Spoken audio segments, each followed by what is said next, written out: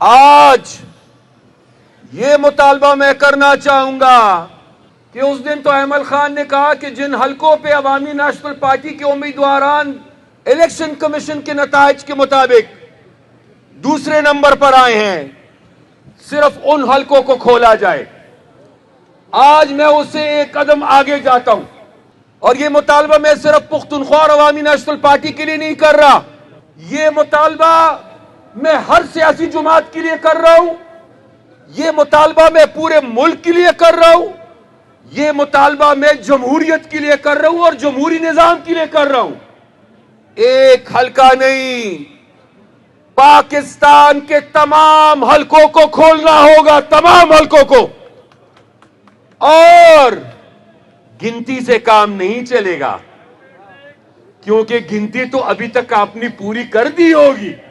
گنتی سے کام نہیں چلے گا. ووٹ کے پرچی پر بھی انگوٹھے کا نشان ہوتا ہے اور جو اس کی کاپی رہ جاتی ہے اس پہ بھی نیچے انگوٹھے کا نشان ہوتا ہے. لہذا ایک ایک ووٹ کا بایو میٹرک چاہتے ہیں ہم. ایک ایک ووٹ کا، ایک ایک ووٹ کا، پاکستان کے کروڑوں ووٹوں کا بایو میٹرک چاہتے ہیں تاکہ پتہ چلے کہ جو پرچی ڈبے میں ڈالی گئی ہے وہ انگوٹھے کا نشان کس کا ہے؟ وہ ووٹر کا ہے یا کسی اور کا ہے؟ وہ ہاتھ کی انگلی کا نشان ہے یا کسی کے پاؤں کی انگلی کا نشان ہے؟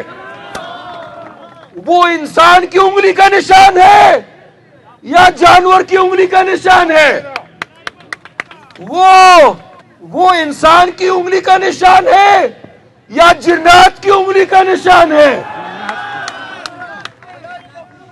یہ تصدیق جب تک نہیں ہوتی ان نتائج کو کوئی ماننے کے لیے تیار نہیں ہے. اب کوئی نہیں ہے. ایک ایک حلقے اور ایک ایک ووٹر کی ویریفیکیشن ہونی چاہیے.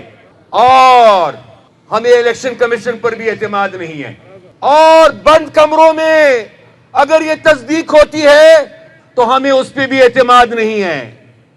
بند کمروں میں نہیں، صرف الیکشن کمیشن کی نگرانی میں نہیں، عدلیہ میں اگر کچھ ایماندار جج رہتے ہیں تو ان کی نگرانی میں اور میڈیا کے کیمروں کے سامنے ایک ایک ووٹ کی تصدیق ہمیں چاہیے. ایک ایک ووٹ کی. اور اگر پھر بھی ہمیں یہ کوئی کہتا ہے کہ جی الیکشن تو ٹھیک ہوئے ہیں اور آپ کو یہ نتائج مان لینے چاہیے، اگر کوئی اس کے باوجود بھی کہتا ہے کہ مان لے نتائج، تو پھر میں ان کو کہوں گا کہ ٹھیک ہے، ایمان دیر کے بیا چې دې الیکشن ته تاسو الیکشن وایي او تاسو وایي چې دا الیکشن ټیک شوی دی، نو بیا ایمان تیر کې او چې د دې ټیک الیکشن په نتیجه کې چاته اکثریت ملاو شوی دی بیا هغې ته حکومت ورکړئ. ورکړئ بیا چې پته ولګي.